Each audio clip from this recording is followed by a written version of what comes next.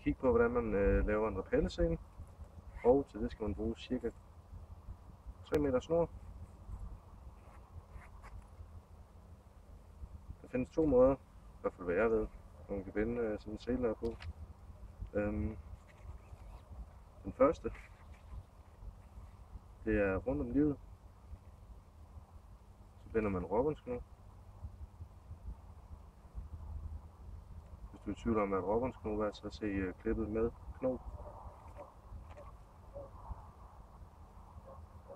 Sådan der. Så tager man den imellem benene.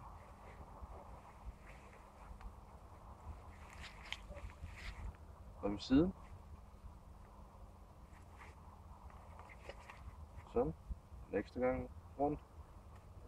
Bare en snoning. Ikke nogen knude eller noget. Det samme over den anden side. Op. Sådan. Og næste gang bagved. Sådan. Og så binder man råbåndsknob her ved siden.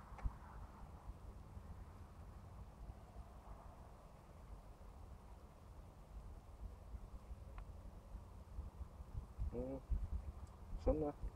Så kan man så det overskydende snor og proppe i lommen.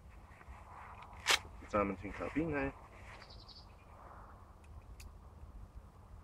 Og her er der en åbning, og her er der noget ekstra snor. Klikker sammen.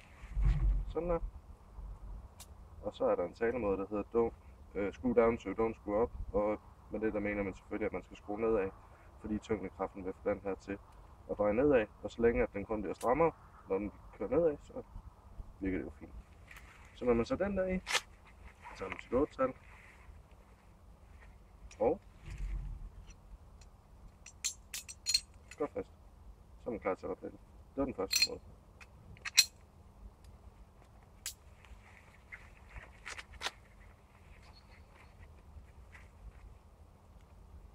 Hvis man nu ikke har en karabin af, kun har et 8-tal, så har jeg fundet ud af den anden metode her. Den er noget nemmere at bruge. Jeg skal lige have bundet det op.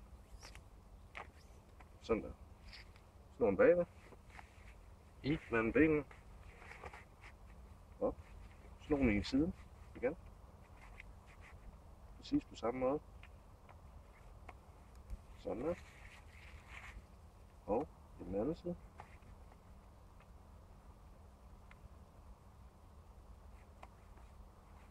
Sådan der.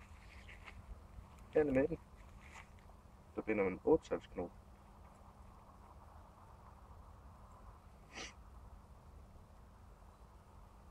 Så får der en lille smule luft ud til den.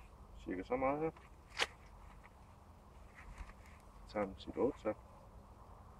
Og med det lille hul ind. Og presser den igennem. Sådan. Så er det fastgjort, så man kan bruge til at ophælde med.